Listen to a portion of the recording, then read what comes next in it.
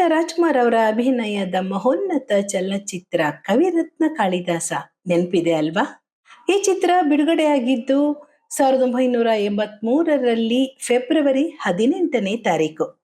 ಈ ಚಿತ್ರಕ್ಕೆ ಮೊದಲು ಅಮರ ಕವಿ ಕಾಳಿದಾಸ ಅಂತ ಹೆಸರಿಟ್ಟಿದ್ರಂತೆ. ಆದರೆ ನಂತರ ಮುಹೂರ್ತದ ಕಾಲಕ್ಕೆ ಕವಿರತ್ನ ಕಾಳಿದಾಸ ಅಂತ ಬದಲಾಯಿಸಿದ್ರು. ಡಾಕ್ಟರ್ ರಾಜ್ ಚಿತ್ರಗಳನ್ನ ನಿರ್ಮಾಣ ಮಾಡ್ತಾ ಇದ್ದ ಪಾರ್ವತಮ್ಮನವರು ಈ ಚಿತ್ರ ನಿರ್ಮಾಣ ಮಾಡೋದಕ್ಕೆ ಅಷ್ಟೊಂದು ಆಸಕ್ತಿ ತೋರಿಸ್ಲಿಲ್ವಂತೆ. ಯಾಕಂದ್ರೆ ಕಾಳಿದಾಸನ ಬಗ್ಗೆ ಬೇರೆ ಬೇರೆ ಭಾಷೆಗಳಲ್ಲಿ ಸಿನಿಮಾ ಬಂದಿತ್ತು. ಅದು ಕಪ್ಪು ಬಿಳುಪಿನ ಕಾಲದಲ್ಲೇ ಬಂದಿದ್ವು, ಆದ್ರೆ ಅಷ್ಟಾಗಿ ಯಶಸ್ವಿ ಆಗಿರ್ಲಿಲ್ಲ. ಕನ್ನಡದಲ್ಲೂ 50ರ ದಶಕದಲ್ಲಿ ಹೊನ್ನಪ್ಪ ಭಾಗವತರ್ ಹಾಗೂ ಬಿ ಸರೋಜಾದೇವಿ ಅವರು ನಟಿಸಿದ್ದ ಮಹಾಕವಿ ಕಾಳಿದಾಸ ಚಿತ್ರ ಬಂದಿತ್ತು, ಆದ್ರೆ ಸಾಧಾರಣ ಯಶಸ್ಸಾಗಿತ್ತು ಆ ಚಿತ್ರ. ಹಾಗಾಗಿ ಕಾಳಿದಾಸ ಚಿತ್ರ ನಿರ್ಮಾಣ ಮಾಡೋದ್ರ ಬಗ್ಗೆ ಯಾರಿಗೂ ಆಸಕ್ತಿ ಇರಲಿಲ್ಲ.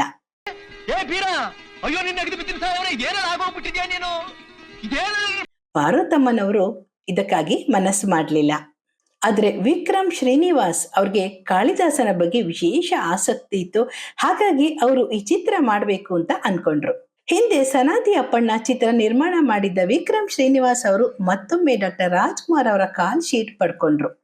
ಈ ಚಿತ್ರದ ಚಿತ್ರಕಥೆಯ ರಚನೆ ಮಾಡುವಾಗ ಕಾಳಿದಾಸನ ಬಗ್ಗೆ ತುಂಬಾ ತಿಳ್ಕೊಂಡಿದ್ದಂತಹ ಹಾಸ್ಯ ನಟ ಮುಸುರಿ ಕೃಷ್ಣಮೂರ್ತಿ ಅವ್ರಿಗೆ ಈ ಕಥೆಯ ಜವಾಬ್ದಾರಿಯನ್ನ ಒಪ್ಪಿಸಿದ್ರು.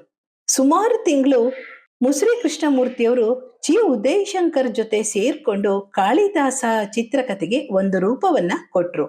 ಹಾಗೆ ಮುಸುರಿ ಕೃಷ್ಣಮೂರ್ತಿಯವರು ಒಂದು ಪಾತ್ರವನ್ನು ಆ ಚಿತ್ರದಲ್ಲಿ ಮಾಡಿದ್ರು. ಚಿತ್ರದ ಹಾಡುಗಳ ಧ್ವನಿ ಮುದ್ರಣ ಮೊದಲು ಆಗೋಯ್ತು. ಶ್ಲೋಕಗಳ ಧ್ವನಿ ಮುದ್ರಣ ಹಾಗೆ ಇತ್ತು. ಅದನ್ನ ರೆಕಾರ್ಡ್ ಮಾಡಕ್ಕೆ ಅಂತ ಮದ್ರಾಸಿನ ಪ್ರಸಾದ್ ರೆಕಾರ್ಡಿಂಗ್ ಸ್ಟುಡಿಯೋವನ್ನ 3 ದಿನ ಬುಕ್ ಮಾಡಿದ್ರಂತೆ. ಯಾಕೆಂತಂದ್ರೆ ಹಾಡುಗಳನ್ನ ಹಾಡಿ ಬೇಗ ಮುಗಿಸಿದ ಹಾಗೆ ಶ್ಲೋಕಗಳನ್ನ ಮುಗಿಸೋದಕ್ಕೆ ಕಷ್ಟ ಆಗತ್ತೆ ಅಂತ ಅನ್ಕೊಂಡು ಸೌಂಡ್ ಇಂಜಿನಿಯರ್ ಅವರು 3 ದಿನ ಬುಕ್ ಮಾಡಿದ್ರು ಪ್ರಸಾದ್ ರೆಕಾರ್ಡಿಂಗ್ ಸ್ಟುಡಿಯೋನ. ಆದ್ರೆ ನಮ್ಮ ಅಣ್ಣ ಅವರು ಕೇವಲ 6 ಗಂಟೆಗಳಲ್ಲಿ ಆ ಚಿತ್ರದ ಎಲ್ಲ ಸಂಸ್ಕೃತ ಶ್ಲೋಕಗಳನ್ನು ಹಾಡಿ ಮುಗಿಸಿದ್ರಂತೆ. ಎಲ್ಲರಿಗೂ ಆಶ್ಚರ್ಯ ಆಗಿತ್ತು. 3 ದಿನ ಬೇಕು ಅಂತ ಬುಕ್ ಮಾಡ್ಕೊಂಡಿದ್ರು ಸ್ಟುಡಿಯೋನ, ಆದ್ರೆ ಕೇವಲ 6 ಗಂಟೆಗಳಲ್ಲಿ ಇಡೀ ಚಿತ್ರದ ಎಲ್ಲ ಶ್ಲೋಕಗಳನ್ನ ಹಾಡು ಮುಗಿಸಿದ್ರು ನಮ್ಮ ಅಣ್ಣ ಅವರು. ಚಂದ್ರಕಳಾವತಂಸೆ ಕುಚೋನ್ನತೆ ಕುಂಕುಮರಾಗ ಶೋಣೆ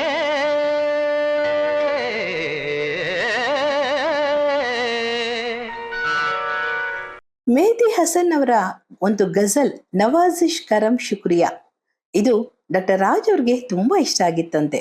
ನವಾಜಿಶ್ ಕರಂ ಶುಕ್ರಿಯಾ ಮೆಹರ್ಬಾನಿ. ಹಾಗಾಗಿ ಅವರು ಮ್ಯೂಸಿಕ್ ಡೈರೆಕ್ಟರ್ ಎಂ ರಂಗರಾವ್ ಅವ್ರಿಗೆ ಇದೇ ರಾಗದಲ್ಲಿ ಹಾಡು ಮಾಡಿ ಅಂತ ಹೇಳಿದ್ರಂತೆ. ಹಾಗಂತ ವಿಕಿಪೀಡಿಯಾದಲ್ಲಿ ಬರೆದಿದ್ದಾರೆ. ಆಗ ಮೂಡಿ ಬಂದ ಹಾಡು ಪ್ರಣಯದ ಕವಿತೆ ಹಾಡುವೆ.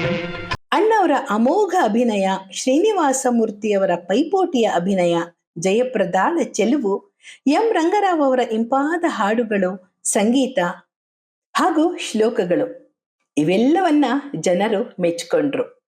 ಯಾವ ಭಾಷೆಯಲ್ಲೂ ಯಶಸ್ವಿಯಾಗದ ಕಾಳಿದಾಸ ಅಣ್ಣ ಅವರ ಅಮೋಘ ಅಭಿನಯದಿಂದ ರಜತವಾರ ಪೂರೈಸಿತು.